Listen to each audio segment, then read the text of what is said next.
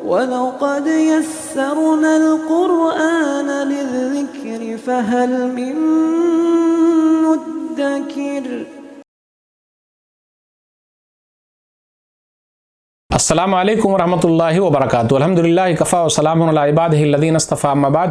محترم ناظرین کرام، آسان درس قرآن کے اندر 12ویں پارے کی اخیر کی 3 آیتیں اور 13ویں پارے کی پہلی آیت ہے، تاکہ مطلب اپنا پورا ہو جائے۔ سورہ یوسف سورہ نمبر 12 کے اندر یہ 4 آیتیں جو ہے، آیت نمبر 50 سے آیت نمبر 53 تک الحمدللہ 12 پارے مکمل ہو گئے۔ اعوذ باللہ من الشیطان الرجیم، بسم اللہ الرحمن الرحیم۔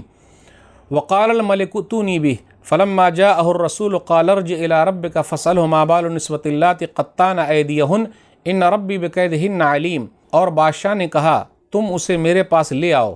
پھر جب قاصد اس یوسف کے پاس آیا تو انہوں نے کہا اپنے بادشاہ کی طرف واپس جاؤ اور اس سے پوچھو کہ ان عورتوں کا کیا حال ہے جنہوں نے اپنے ہاتھ کاٹ لیے تھے، بے شک میرا رب ان کا مکر خوب جانتا ہے۔ قال ما خطبکن اذ راوتن یوسف عن نفسہ قلنا حاش للہ ما علمنا علیہ من سوء قالت امرأۃ العزیز الآن حصحص الحق انا راودتہ عن نفسہ وانہ لمن الصادقین۔ اس بادشاہ نے کہا تمہارا کیا معاملہ تھا جب تم نے یوسف کو اس کے نفس سے پھسلانا چاہا تھا؟ انہوں نے کہا اللہ کی پناہ، ہمیں اس پر کسی برائی کا علم نہیں۔ عزیز مصر کی بیوی نے کہا اب تو حق خوب واضح ہو گیا ہے، میں نے ہی اسے اس کے نفس سے ورغلایا تھا اور بلا شبہ وہ سچوں میں سے ہیں۔ ذالک لیعلم انی لم اخنہ بالغیب وان اللہ لا یہدی کید الخائنین۔ یہ اس لیے تاکہ وہ عزیز جان لے کہ بے شک میں نے اس کی پیٹھ پیچھے خیانت نہیں کی تھی اور یقیناً اللہ خیانت کرنے والوں کا مکر نہیں چلنے دیتا۔ وما ابرئ نفسی ان النفس لامارۃ بالسوء الا ما رحم ربی ان ربی غفور الرحیم۔ اور میں اپنے نفس کو بری نہیں کرتا، بے شک نفس تو برائی پر اکساتا ہے مگر جس پر میرا رب رحم کرے، بے شک میرا رب خوب بخشنے والا نہایت مہربان ہے۔ ناظرین کرام، آسان درس قرآن کے اندر 12ویں پارے کی اخیر کی 3 آیتیں ہیں اور 13ویں پارے کی پہلی آیت ہے۔ سورہ یوسف سورہ نمبر 12 کے اندر یہ 4 آیتیں جو ہے، آیت نمبر 50 سے آیت نمبر 53 تک۔ 13ویں پارے کی جو پہلی آیت میں نے لی اس لیے کہ اس کا مطلب وہاں سے کنیکٹ ہے، اور ایک آیت 13ویں پارے کے شروع میں ہے۔ 13ویں پارے کی پہلی آیت انشاءاللہ آئندہ کے درس میں بھی ذکر کریں گے، لیکن اس کا خلاصہ آج ہی بیان کر دیتے ہیں۔ یوسف علیہ السلام نے جو خواب کی تعبیر بیان کی تھی تو بادشاہ نے کہا کہ ارے ایسا آدمی جیل کے اندر رہے گا کیسے، اس کو نکال کر کے لے آؤ۔ تو جیسے ہی لوگ گئے بولنے کے لیے کہ آپ باہر نکلیے تو یوسف علیہ السلام نے کہا کہ جی نہیں، میں ویسے نہیں نکل سکتا ہوں، ان عورتوں سے پوچھ لیجئے کہ میرے بارے میں کیا کہنا ہے، یعنی میرے اخلاق کے بارے میں ان کا کیا کہنا ہے، ذرا وہ تو بتائے۔ تو ان عورتوں نے کیا کہا، قلنا حاش للہ ما علمنا علیہ من سوء، کوئی برائی نہیں، ہم تو بس اچھی چیز جانتے ہیں۔ پھر عزیز مصر کی بیوی نے کہا، جس کا نام زلیخا یا رائل ہے، کہ الآن حصحص الحق انا راودتہ عن نفسی وانہ لمن الصادقین، پوری طریقے سے حق واضح ہو گیا، میں نے ہی بہلایا پھسلایا تھا، بے شک وہ سچے میں سے ہے۔ اس سے یہ پتہ چلا جب الزام آپ کے اوپر لگے پورے طریقے سے دھل نہیں جائے، جیل سے نہیں نکلنا۔ یہ الگ بات ہے کہ 20 سال 25 سال لگ جاتے ہیں، پھر اس کے بعد باعزت بری کیے جاتے ہیں، آخر 20 سال 25 سال کون واپس لا کے دے گا؟ یوسف علیہ السلام بھی جو جیل میں رہے 9 سال یا 12 سال یا 14 سال، کون لا کے دے گا؟ تو میرے بھائیوں، ہمیشہ سے ایسا رہا ہے، نیک لوگوں کے ساتھ ایسا ہوتا ہی ہے، کوئی واپس لا کے نہیں دیتا۔ لیکن اخلاق کے بارے میں جو ذکر ہے یوسف علیہ السلام کے بارے میں کہ وہ سچے لوگوں میں سے ہے۔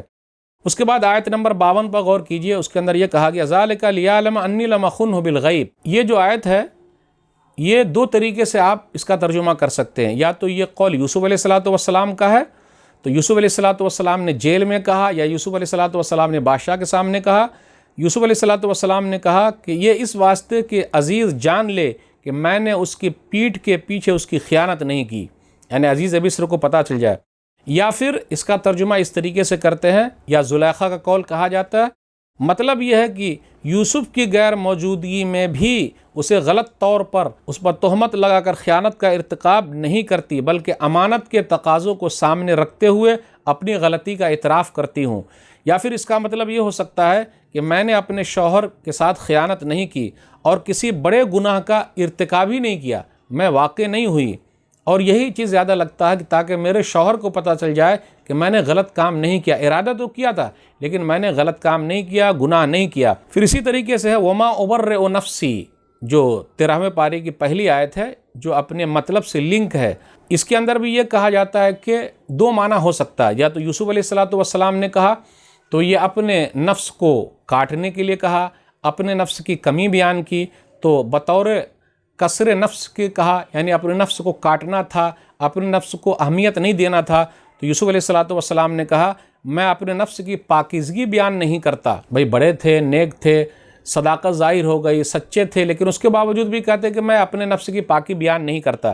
یا پھر یہ کہا جا سکتا ہے کہ یہ عزیز مصر کی بیوی زلیخا نے کہا، تو اس کا مطلب یہ ہوگا کہ یہ زیادہ صحیح لگتا ہے کہ اس نے یہ کہا کہ اپنے گناہوں کا اس نے اعتراف کیا، تو یہ حقیقت پر مبنی ہے. بے شک نفس ہی تو برائی پر ابھارنے والا ہے اور یہ نفس امارہ ہے. میں اپنے نفس کی پاکیزگی بیان نہیں کرتی، نفس نے ہی برائی پر ابھارا تھا، تو یہ نفس امارہ برائی پر ابھارنے والا، اس لیے اس کا ذکر ہے آیت نمبر 53 میں نفس امارہ. نفس کی 3 قسمیں، نفس امارہ جو برائی کے لیے ابھارتا ہے، ایک نفس لوامہ جو ملامت کرتا ہے غلط کام کر لیے، سورہ قیامت سورہ نمبر 75 آیت نمبر 2 میں ہے وَلَا أُقْسِمُ بِالنَّفْسِ اللَّوَّامَةِ.